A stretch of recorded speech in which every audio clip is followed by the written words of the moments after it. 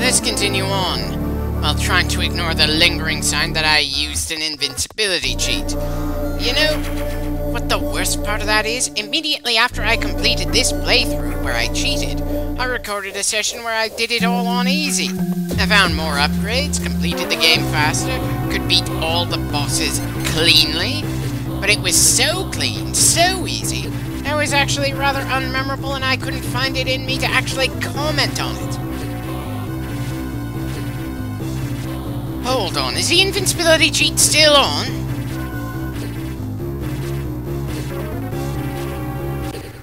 Nope, it isn't. Oddly nice to know we're mortal whenever I choose, though. Still seems a bit strange what's going on with the health gauge up there.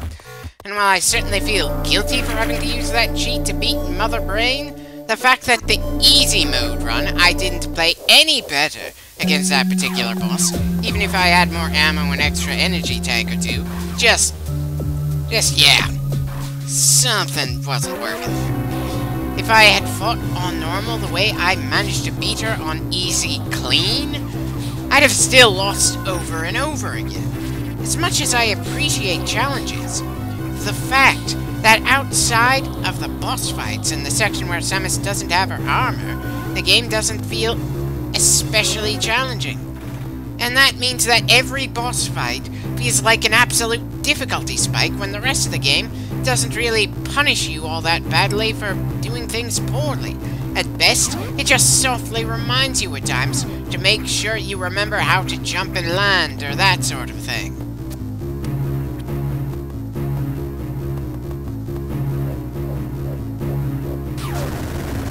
Ah, son of a bitch, how was I supposed to even know that would happen? No wonder a lot of fanfiction put Samus and Solid Snake together. Without her armor, she is just...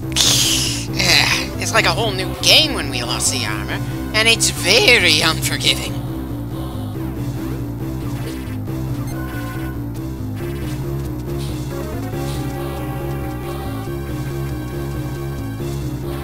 Great! They can crawl on the walls while we have to worry about jumping on just the right spots on the platforms. Why do they even have those platforms if they can climb like that anyway?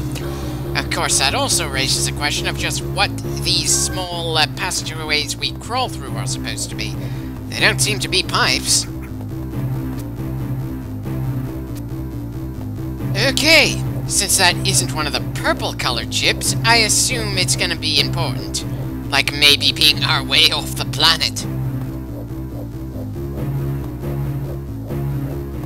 Yeah, probably a good idea to save right now. Especially with the trouble we've been running into so far. Again, as much trouble as normal mode in this game has given me in this run, it's got moments that force me to try adapting, even if I don't always seem to do so at the speed the game expects me to. On easy, I'd just be coasting along far too much, and unfortunately, there's nothing between normal and easy. Probably another reason why I don't generally come back to this game all that often, despite really enjoying the Metroid series as a whole. Right. Of course there was a pirate just underneath us that we couldn't see.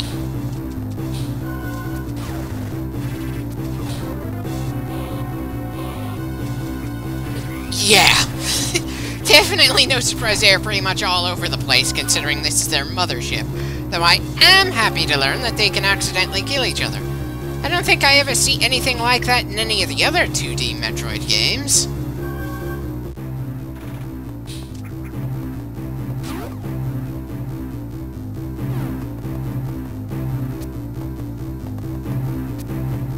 Really?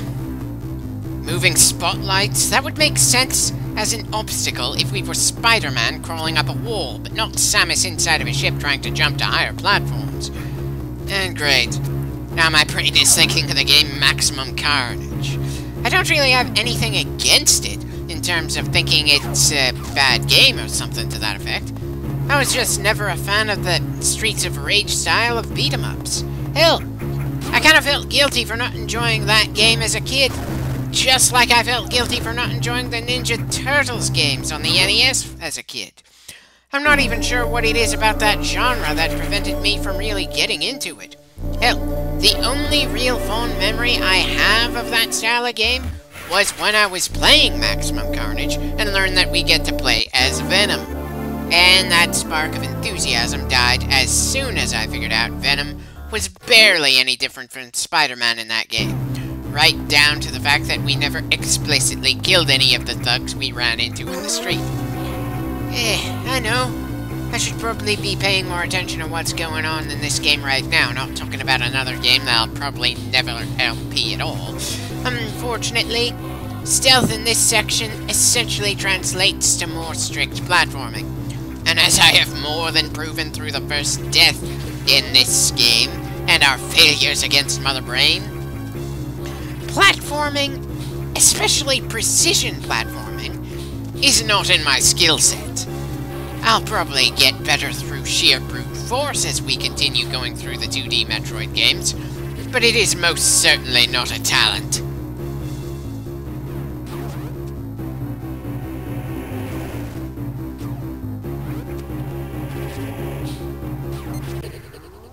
Okay, that could have gone a lot better. Probably should have just tried to make progress despite the pirates swarming all over us instead of running away in a blind panic.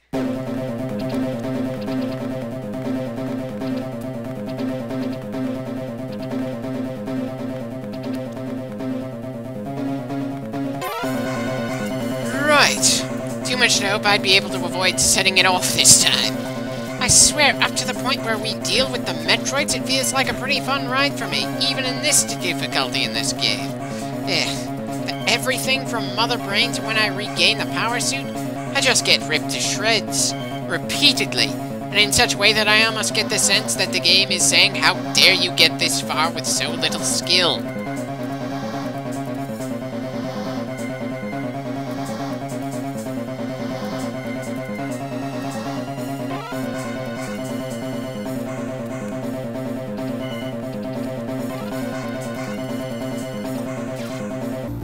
At least we're running through a different area now.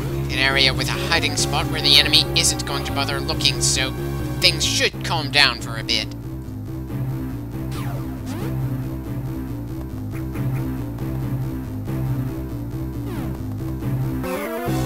Oh, you've gotta be kidding me. Instantly as I dropped...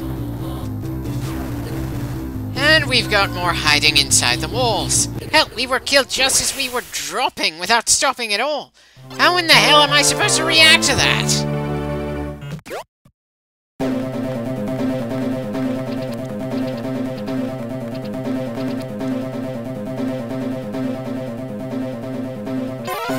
Yeah, I just outright said fuck being stealthy this time.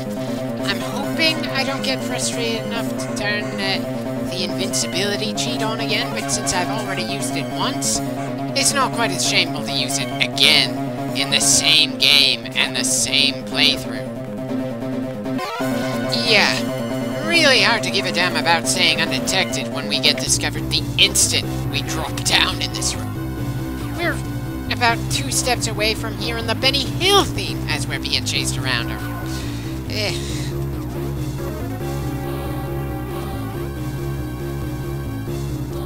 Oh, come on. Please show me some damn mercy as we enter the ruins. Right, I'd say this attempt is screwed as well. Granted, this means that when we get to the next save point, it'll be as satisfying as beating a boss, but still. The only other time I can think of in the series where we have to even try to be stealthy is Metroid Fusion. And that's the other Game Boy Advance game. While I like the atmosphere in this section of this game, and I love the atmosphere in Fusion, it's clear they needed to do some ironing out of various things here in Zero Mission.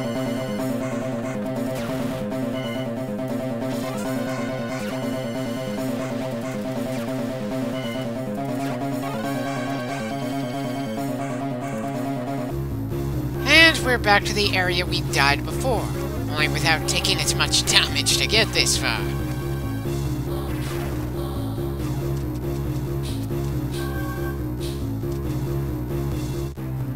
Huh. Kinda surprised he didn't crawl through that space to chase after us.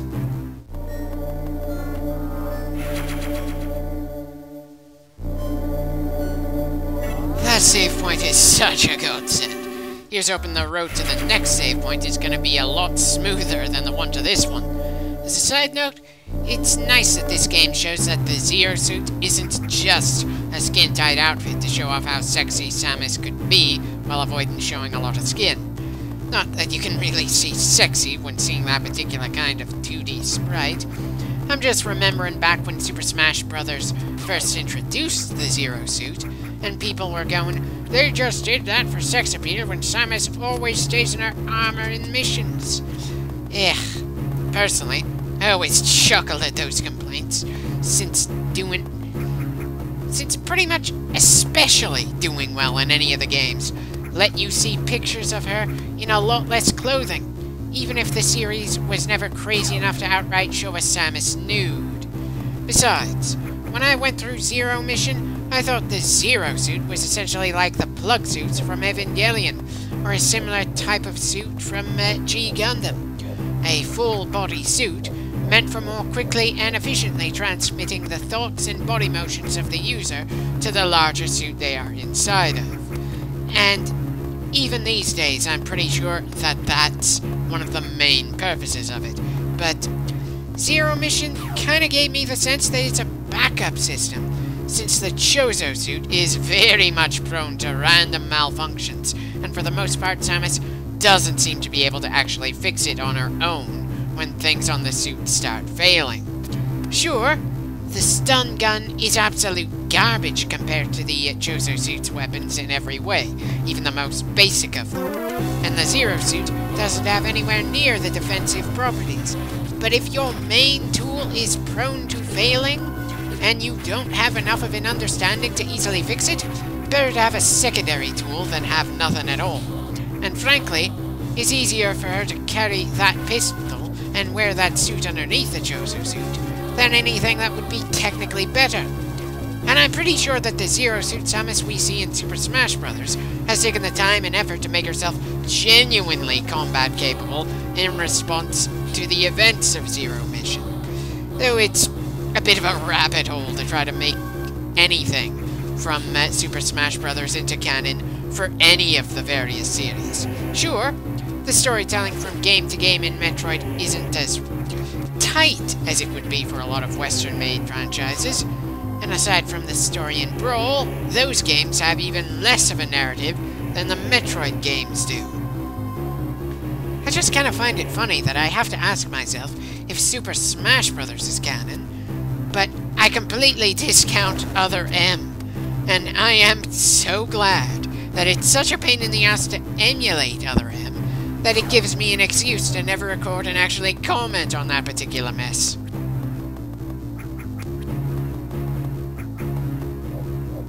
Yeah, that certainly looks like a fresh type of upgrade. Not that our current suit can actually utilize something like that, but still.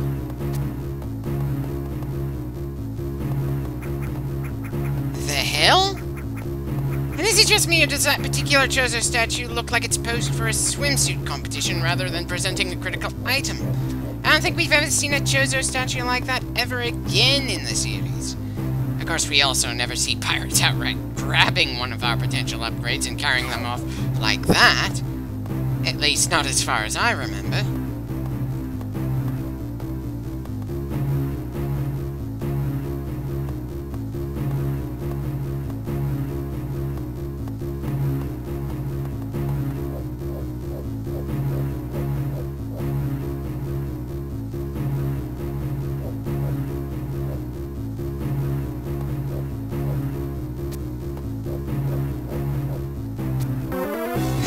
Damn it, Samus, did you have to be a 6-foot-tall woman? I swear her height and jumping ability would have made her amazing in something like basketball, but here it's just a very annoying liability in these circumstances. Right, time for another fast-forward.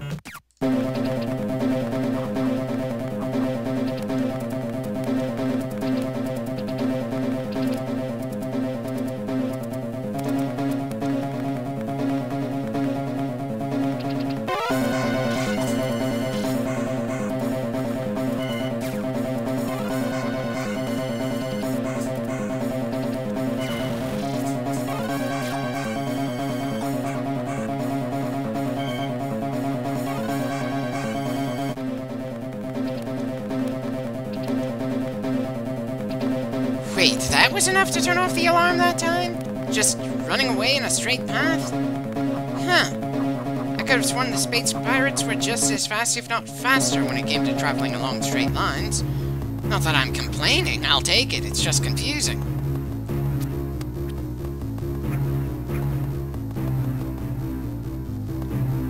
Right, can I manage to get through here this time without setting off the alarm again?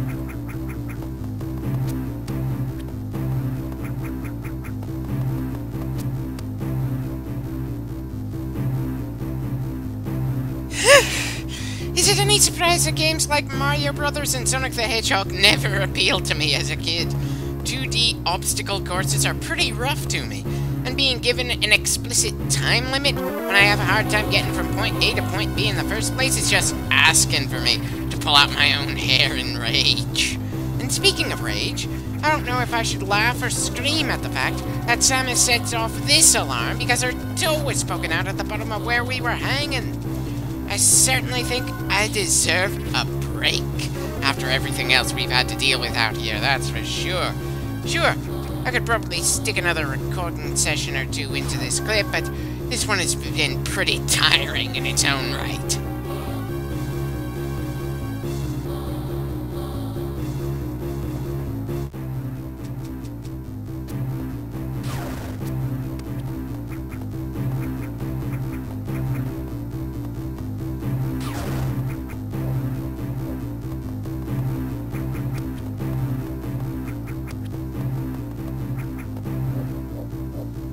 Well, looks like we're getting close to being able to make some genuine progress here. And of course there was a save room right next to the room with the teas for an upgrade. Definitely should have used this to prevent having to go through all that again. Plus the healing, of